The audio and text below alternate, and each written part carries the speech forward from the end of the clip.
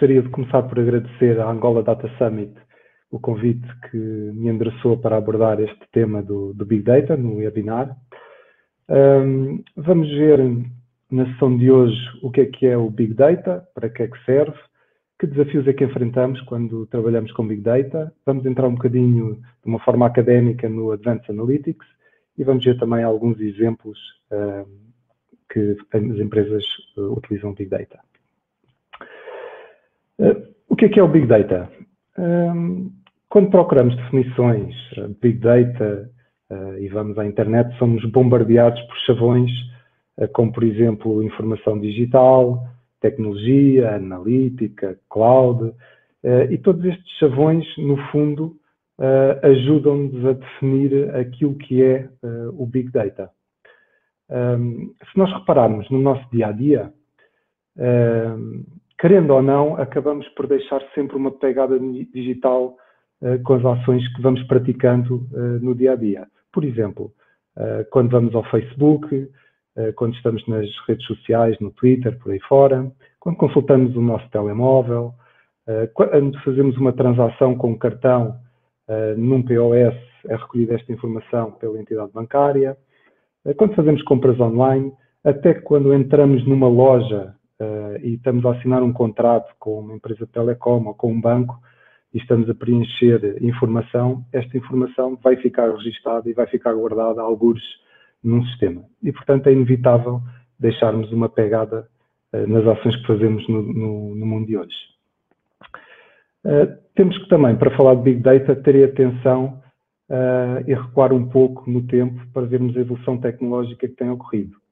E não precisamos de recuar muito, basta recuarmos 40 anos e, por exemplo, quando eu era mais novo, usava aquele telefone vermelho que vem aqui para fazer chamadas para os meus amigos. Hoje em dia toda a gente praticamente tem um smartphone que usa para fazer chamadas e tirar fotografias, mas que tem lá dentro um microcomputador mais potente do que aquele que foi usado pela NASA para chegar à Lua, por exemplo. Temos também evoluções ao nível da social media. Apareceram as redes sociais que nos permitem interagir remotamente com pessoas em todo o mundo. Há também imensos desenvolvimentos na Internet of Things. A Internet of Things é algo muito interessante que, à custa também de sensores, vai permitir capturar informações de uma série de devices que nós usamos no nosso dia-a-dia, colocá-los na rede, na internet, e de alguma forma permitir captar informação. Em 1990 apareceu a World Wide Web, que nós começámos a utilizar para registar informação, fomos colocando informação, sem saber muito bem porquê. Depois começaram a aparecer motores de pesquisa que nos ajudam a procurar esta informação toda que fomos lá colocando. E hoje em dia a informação que lá está disponível para ser utilizada de forma comercial por uma série de empresas. A cloud vem-nos trazer também imensa capacidade de storage de informação. Quando eu era mais novo e andava na faculdade, guardava toda a minha informação naquela disquete que vem ali. Aquela disquete tinha de espaço 1,44 megas. Uma fotografia que nós tiramos hoje com o nosso telemóvel não cabe naquela disquete. Portanto, o mundo está em constante mudança. O que é então o Big Data? Gartner define o Big Data como ativos com grande volume, velocidade e variedade que necessitam de uma grande capacidade de processamento para conseguirmos extrair de alguma forma algum conhecimento destes ativos. De uma forma simples, a Big Data não é mais do que uma palavra que nos descreve grandes volumes de dados, que podem ser dados estruturados, semi-estruturados ou não estruturados. E, de acordo com a definição da Gartner, como vimos, eles fazem referência aos famosos 3 vetores, os 3 Vs, que aparecem sempre quando falamos de Big Data. Um desses Vs é o volume. As organizações passam de estruturas que têm, em termos de storage, capacidades de gigabytes e terabytes, e passam a ter acesso a informação na ordem dos zettabytes e dos petabytes. Temos a velocidade com que a informação é gerada e tem que ser processada. Tipicamente, nos dias de hoje, nós processamos a informação em batch, em fim de dia, e obtemos os resultados no dia seguinte. Cada vez mais a informação é gerada em real time e nós temos que saber reagir em real time para propor propostas aos nossos clientes. E as bases de dados, a variedade que existe nas bases de dados das nossas instituições são os dados estruturados, normalmente guardados em tabelas, com chaves que nós conhecemos bem. E quando falamos de Big Data, temos que falar, se calhar, de utilizar dados como fotografias, vídeos, ficheiros áudio, que estão espalhados pela internet. Quando pensamos no volume e no espaço que a informação ocupa, rapidamente conseguimos constatar e verificar que passamos de um universo de dados estruturados que residem nas bases de dados, por exemplo, no caso de uma instituição financeira, transações de crédito, transações com cartões, registro de operações e registro de dados de onboarding. Depois damos um salto para a informação semi-estruturada, que é guardada ao nível de plataformas de CRM, materiais de PPT, campanhas, e-mails, e por fim, a informação que reside nas redes sociais, que é gerada a uma velocidade e que tem um volume enorme. Portanto, rapidamente constatamos que para usar Big Data vamos necessitar de ter grande capacidade de volume à medida que aumentamos a complexidade dos dados que queremos processar. Depois existe também o tema da variedade. Os dados e a informação que nós trabalhamos são, na sua natureza, muito variados. Vão desde os que residem nas tabelas das instituições, que estão organizados e que têm formatos bem conhecidos, para formatos semi-estruturados, como, por exemplo, o XML e o e-mail, onde nós, por exemplo, conseguimos olhar ainda para um endereço de e-mail e conseguir fazer aqui alguma chave de ligação com a nossa informação, ou palavras-chave que se encontram no corpo do e-mail e tentar com estas palavras, como o número de conta ou o número de cartão, colar com a informação que queremos trabalhar, para dados não estruturados, que são, por exemplo, uma fotografia que alguém postou numa rede social e que é complexo associar esta fotografia a algo que queremos trabalhar na informação que queremos processar. Por fim, temos a velocidade. E a informação hoje em dia é, de facto, gerada numa velocidade impressionante. Neste slide, constatamos, por exemplo, que em cada minuto de cada dia de 2019 foram gerados, por exemplo, em média, 511 mil tweets por minuto. É feito o download de 390 mil apps por minuto. Na Google pesquisam cerca de quase 5 milhões de pesquisas por minuto. E, para termos uma noção, até com os e-mails que nós tipicamente trabalhamos, em média, estima-se que cada pessoa recebe por dia 88 e-mails e envia 34. Isso significa que são mais de 200 bilhões de e-mails que são enviados por minuto em todo o mundo. Atualmente, para termos também uma noção da velocidade com que a informação é gerada, são produzidos 2,5 quinquilhões de bytes. A IDC prevê que a nível mundial estes valores cresçam de 33 zettabytes por ano para 175 zettabytes por ano. E para termos uma noção da dimensão daquilo que estamos a falar, os grãos de areia que existem no planeta Terra não seriam suficientes para caber neste número. 1 zettabyte é 1 com 21 zeros à direita. Por fim, resumindo, temos que estar habituados a lidar com determinados volumes, organização e estrutura de dados na forma tradicional como abordávamos o tema. Em termos de volume, nós estávamos habituados a trabalhar com gigabytes e terabytes nas nossas instituições, e estamos, com uma organização centralizada, com os dados estruturados, com relações que nós conhecemos, chaves e índices, tabelas que nós dominamos. E quando passamos para o Big Data, passamos para o tratamento de informação que se encontra em volumes como zettabytes e ottabytes, em sistemas distribuídos, com dados semi-estruturados ou não estruturados e com relações que muito dificilmente conseguimos estabelecer com os dados que nós temos nas nossas estruturas. Para que é que serve o Big Data? Bom, serve para o mesmo e tem o mesmo propósito que os dados que nós temos na nossa instituição, ou seja, serve para tomar melhores decisões de negócio e estas serem bem fundamentadas, para conhecer e mapear melhor os nossos clientes e para conseguirmos monitorizar as atividades das nossas organizações. Não é por acaso que na capa do Economist foi considerado o recurso mais valioso do mundo. Para isto, é necessário que as instituições tenham uma visão muito clara sobre a informação que pretendem tratar e para que é que querem usar esta informação. Ter também uma percepção de como e para quem é que ela vai ser usada e, cada vez mais, é necessário ter meios para conseguir, com rapidez, dar resposta à informação que é processada.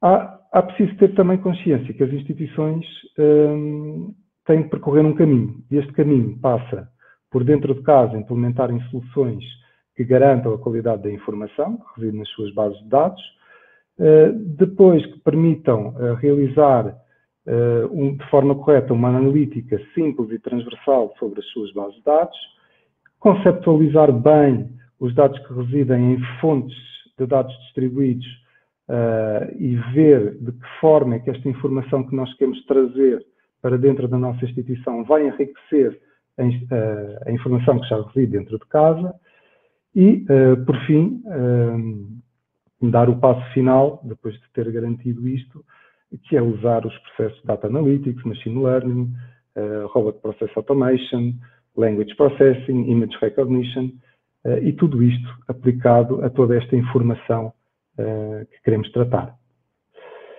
Para termos uma noção daquilo que uma instituição financeira consegue capturar, e podia também trazer aqui uma instituição de telecom ou uma instituição, uma companhia das águas, mas eu acredito que as instituições financeiras estão particularmente bem posicionadas porque conseguem capturar, de facto, um range de informação diferenciado das outras indústrias.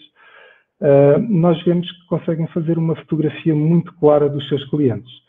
Se não reparemos, conseguem obter imensa informação através dos processos de onboarding, onde capturam informação de NIFs, de rendimentos anuais, enfim, toda aquela papelada que nós tipicamente preenchemos quando temos que aderir a um banco e abrir uma conta.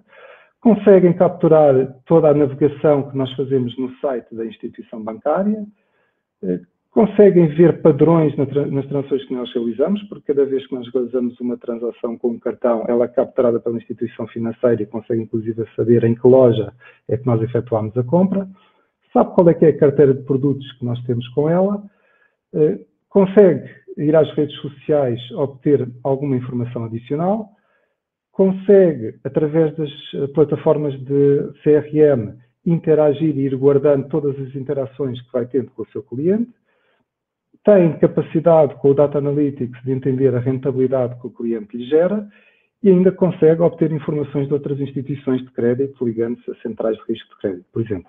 Portanto, nós conseguimos, numa instituição financeira, criar uma fotografia muito, muito real daquilo que são os nossos clientes. Podemos ver aqui um exemplo de como podíamos utilizar esta informação. Vejamos, um cliente podia ir a uma loja e comprar uma mala de viagem, comprar um fato de banho, uns chinelos, capturamos esta informação através das transações, através do pagamento com cartão que o cliente faz na loja. Depois poderíamos ir às redes sociais e verificamos que este cliente gosta de viajar, que está a visitar páginas de países com praia ou de agências de viagem e anda a pesquisar informação relativamente a isto. Podíamos, com a analítica dentro da nossa instituição, utilizar esta informação que reside dentro de casa e a informação fora e capturar e ver que clientes têm este tipo de comportamento, que tipo de ações é que costumam praticar e detectar praticamente em real time que temos aqui uma oportunidade de sugerir a um cliente, por exemplo, um crédito de 6.000 euros para realizar esta viagem.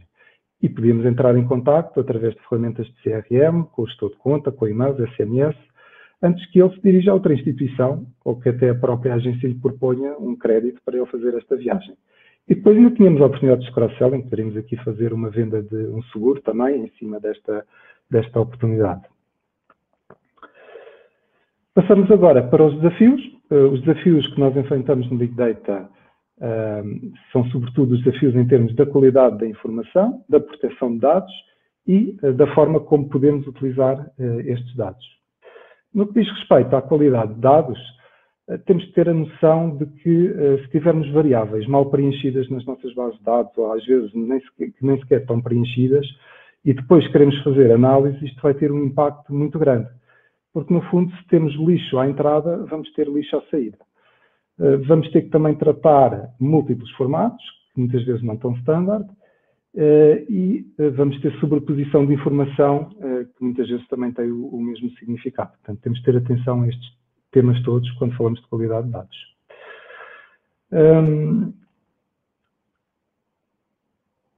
Depois, independente de ter cuidado, ter dados de qualidade acarreta sempre custos. Portanto, é muito importante saber e ter, antes de começar com este tipo de viagens para utilizar a informação, saber exatamente para quê e para que queremos utilizar estes dados.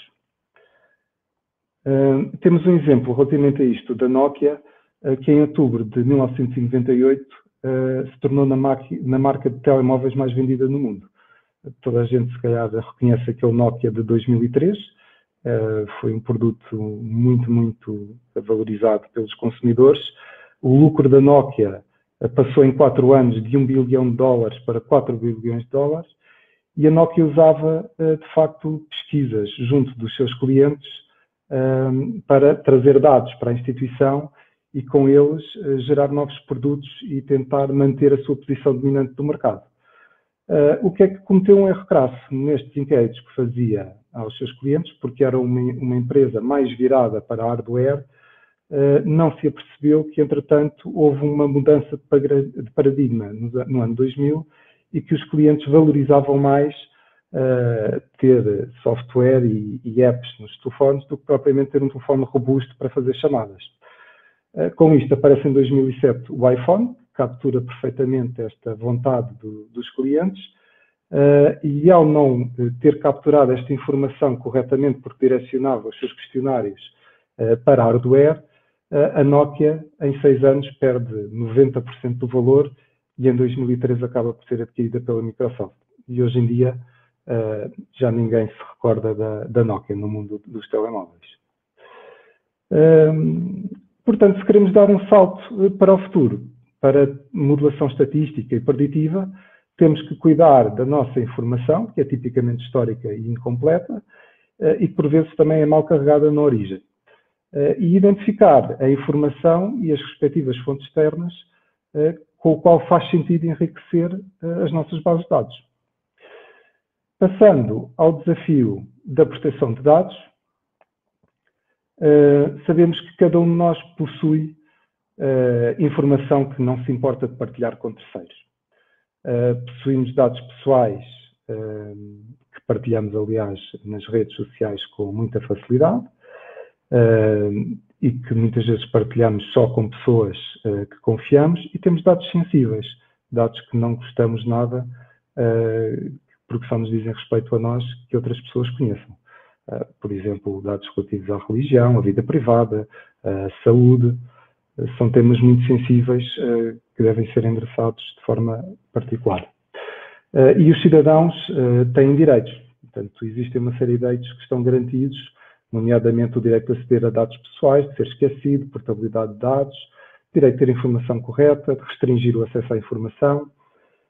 E se virmos um pouco por todo o mundo, portanto, isto são dados das Nações Unidas, verificamos que 66% dos países em todo o mundo têm já legislação relativamente ao tema da proteção de dados. Angola faz também parte destes 66%. Temos 10% dos países num verde mais claro, que vemos aqui no gráfico, que têm já drafts de legislação. Apenas 19% dos países, a laranja, que não têm qualquer tipo de legislação. Angola, no seu Código Penal, tem já leis que regulam os cibercrimes, a proteção de dados e a privacidade das pessoas, que regulamentam as transações online e também regulamentam as tecnologias e os serviços que são disponibilizados online. Como é que nós podemos ultrapassar este desafio? É obtendo permissões. É, de facto, em primeiro lugar, obter o consentimento por parte dos cidadãos de que conseguimos garantir este consentimento de forma legal e guardá-lo nas nossas bases de dados, de forma a que, se formos auditados, podemos demonstrar como é que foi obtida esta informação, quem é que registou e que ela, de facto, está válida. Para termos uma ideia dos impactos que isto podem ter, por exemplo, aqui em Portugal, com o GDPR, uma empresa pode ser multada entre 20 milhões de euros a 4% do volume de negócios anual, qual destes dois for o maior, caso não cumpra estas regras. E, portanto, as instituições devem procurar garantir aqui um equilíbrio entre o não ser intrusivo na vida das pessoas e, ao mesmo tempo, conseguir utilizar a informação que está disponível e que está autorizada pelos seus clientes para o cativar. Por fim, passamos para o último desafio, que é a utilização de dados. Para utilizarmos os dados, as instituições devem, de facto, ter uma preocupação em eliminar silos de dados. Nós sabemos que, muitas vezes, fruto da evolução histórica que vamos tendo nas nossas empresas, vamos tendo várias aplicações, vamos criando vários depósitos de dados, muitas vezes com o mesmo significado, e devemos procurar ter arquiteturas de dados que são uma fonte única de verdade, onde toda a gente vai buscar a mesma informação e que ela tem o mesmo significado transversalmente na instituição. Devemos criar capacidades analíticas nas equipas das instituições de acordo com as prioridades do negócio. Estes, como referi anteriormente, estes projetos são tipicamente projetos caros e é obrigatório terem dentro das instituições sponsors fortes e é necessário criar equipas multidisciplinares. Porquê? Porque para trabalhar dados em Big Data, nós vamos ter que reunir uma série de competências, habilidades analíticas, com capacidade de criar novos métodos, de reunir, interpretar e analisar dados. Vamos ter que ter pessoas com conhecimentos matemáticos e estatísticos, conhecimentos informáticos de programação em novas linguagens, como o Python, conhecimentos do negócio e conhecimentos legais, como acabamos de ver. Só assim que as instituições vão conseguir fazer esta viagem de transformar os dados em informação, de forma a conhecerem melhor os clientes, ajustarem a oferta à procura, potenciar oportunidades de cross-selling, gerir e identificar melhor possíveis riscos e fraudes e definir estratégias de negócio apoiadas, evidentemente, no conhecimento. Tipicamente, as instituições financeiras usam a informação para a criação de relatórios, que depois são distribuídos pelos balcões, pelo middle management, pelo top management, para analisar taxas de abandono dos seus clientes, para construir visão 360 dos clientes, para otimizar custos, facilitar também processos de detecção de fraude e gestão de risco, para implementar campanhas de marketing, segmentar bem os conhecimentos, os segmentos dos clientes e analisar o sentimento que os clientes têm relativamente à instituição. E agora entramos num campo diferente, mas que também é fundamental para conseguirmos, de facto, tirar o proveito de toda esta informação. Nós estamos muito habituados a escrever a informação e depois e usar queries ou acessos a estes dados para ir buscar sempre que necessitamos e temos que passar a analisar a informação de uma forma em que conseguimos prever os acontecimentos. Nós já falámos da recolha dos dados, dos desafios que estão relacionados com esta recolha, já abordámos também os temas relacionados com a organização da informação e vamos agora falar um pouco desta identificação de padrões e outras informações que podemos extrair dos dados. Para isto, temos que enverdar pelas disciplinas do Artificial Intelligence. Vamos ter que entrar em disciplinas como Machine Learning, Language Processing, Speech to Text e Text to Speech, Image Recognition, Robot Process Automation. Trago aqui um pequeno exemplo, podia ser com outro tipo de disciplinas, mas um pequeno exemplo de Machine Learning. Machine Learning não é mais do que um ramo da inteligência artificial com o qual podemos implementar processos que nos permitem fazer predições sobre eventos e obter insights sobre os dados. Vamos ver aqui um pequeno exemplo académico de como no setor bancário poderíamos desenvolver ou implementar um processo de machine learning para responder a uma pergunta muito concreta. Portanto, a primeira coisa que nós temos que fazer neste processo é criar uma pergunta muito bem definida. Portanto, neste caso, poderíamos perguntar qual é a probabilidade de um cliente da minha instituição vir a entrar em incumprimento.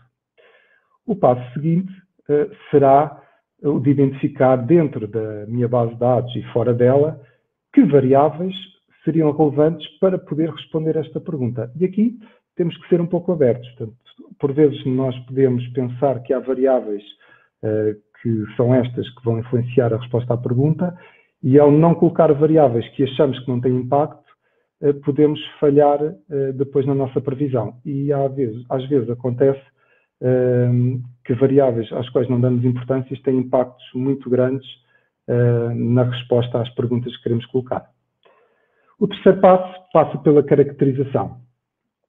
No fundo, nós vamos buscar as variáveis que definimos, vamos transformá-las em linguagens binárias, em variáveis binárias, ou seja, a atividade profissional, por exemplo, que na nossa base de dados está guardada como técnico, professor, médico, por aí fora, aqui temos que transformar esta informação em o facto de ser médico tem impacto ou não tem impacto na pergunta que nós estamos a fazer? Sim ou não? O facto de ser um engenheiro vai ter ou não vai ter impacto na resposta à pergunta? E, portanto, temos que transformar todas as variáveis que temos na nossa base de dados nestas variáveis binárias com resposta de sim e não. Juntamos esta informação numa base de dados e caracterizamos desta forma os clientes que queremos segmentar. De seguida, vamos ver que dados são relevantes. E para isto, vamos ver qual é que é a correlação que estas variáveis que nós definimos têm entre si. Vamos verificar o correlacionamento também destas variáveis com o facto de estarmos em incumprimento ou incumprimento. Vamos ver se os dados são estatisticamente válidos. E, por fim, porque as máquinas ainda não substituem bem os seres humanos, temos que analisar esta informação de forma isolada. Porquê? Por exemplo, imaginemos uma informação básica como o rendimento anual de uma pessoa. Eu poderia ver que esta informação, de facto, era relevante, que está bastante relacionada com a resposta e com o facto do cliente entrar ou não em incumprimento. Estatisticamente é válida, mas depois observo na minha base de dados que 80% ou 90% dos registros que eu tenho dos meus clientes, o valor é zero. Então, se calhar não faz sentido usar esta variável de rendimento para a minha análise. O quinto passo para podermos fazer a avaliação é a aplicação dos famosos algoritmos. Eu trago aqui 3 algoritmos, 2 deles muito simples, a regressão logística e o QNM. O Random Forest já é um algoritmo mais complexo e mais usado, mas os outros 2 ajudam-nos rapidamente a perceber como é que o Machine Learning vai funcionar. Por exemplo, se usarmos o QNM, o que vai acontecer é que, ao fazer esta pergunta, qual é a probabilidade de um cliente entrar em incumprimento, e ele me aparecer nesta zona que está aqui a amarelo, significa que a probabilidade é grande, porque estes pontinhos todos que estão aqui são os meus clientes que entraram em incumprimento. Se essa bolinha aparecer aqui em baixo, então os meus clientes que estão a cumprir, eu estaria aqui e então a probabilidade deste cliente cumprir, de acordo com as suas características, era elevada. Porque é que aparecem aqui umas bolinhas azuis e aqui embaixo umas bolinhas amarelas? Porque apesar de existirem clientes que cumprem os requisitos para estarem no segmento de cumprimento, existem pessoas que mesmo assim não cumprem. E é por isso que temos aqui 2 bolas azuis e aqui 3 bolas amarelas. Na regressão logística é um pouco o mesmo, portanto, se o cliente aparecer aqui, significa que estaria a incumprir, se aparecer aqui em baixo estaria a cumprir. Por fim, o Random Forest não são mais do que árvores de decisão em que nós vamos fazendo uma série de perguntas e quanto mais perguntas fizermos e o cliente não cumprir, maior será a probabilidade então dele entrar em cumprimento. Depois de aplicarmos estes algoritmos, temos então a resposta, a probabilidade de um cliente vir ou não entrar em cumprimento. E podemos analisar esta informação de forma a criar relatórios para a instituição, simuladores que nos vão auxiliar, onde colocamos as características que nós definimos para cada cliente e, ao clicar num botão, conseguimos logo saber a probabilidade deste cliente entrar ou não em cumprimento. E processos de apoio a departamentos de risco, por exemplo.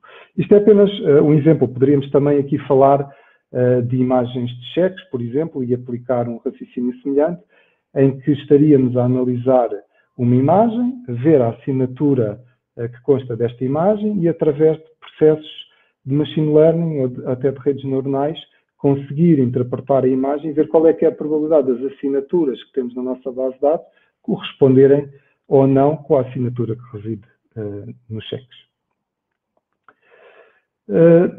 Trago aqui também um conjunto de exemplos de instituições que usam Big Data. Uma dessas instituições é a Amazon.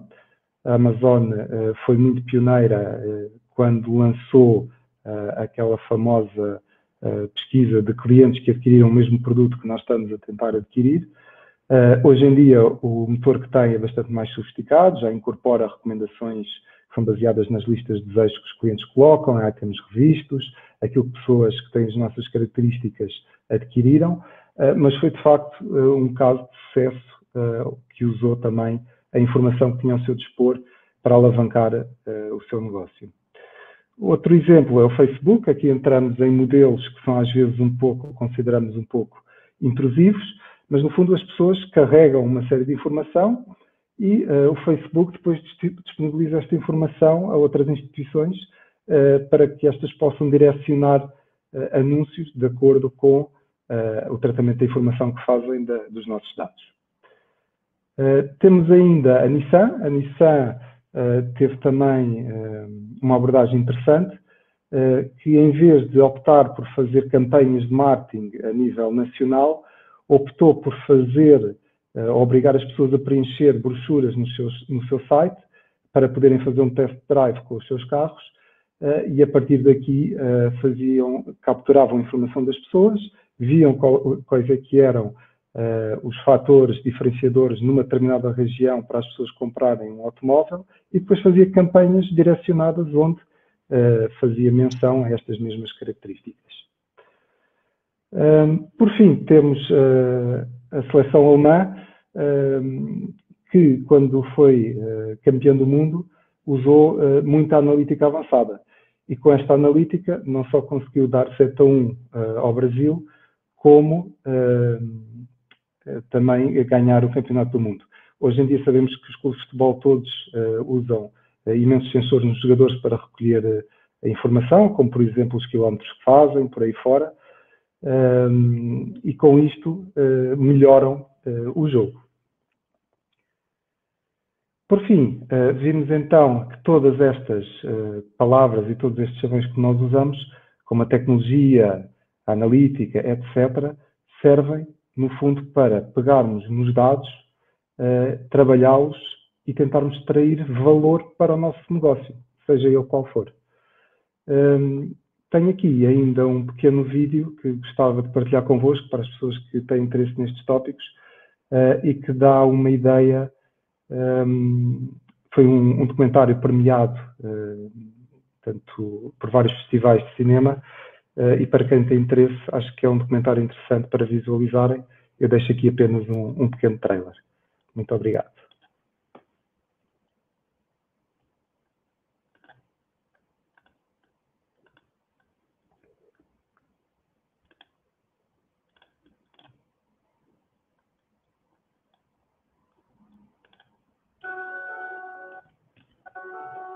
All these devices and machines and everything we're building these days, whether it's phones or computers or cars or refrigerators, are throwing off data. Information is being extracted out of toll booths, out of parking out of internet searches, out of Facebook, out of your phone. Every single thing that you do leaves a digital trace. We're now collecting exabytes and petabytes of data, and we're looking through that data set using incredibly powerful algorithms to see what we would never see before.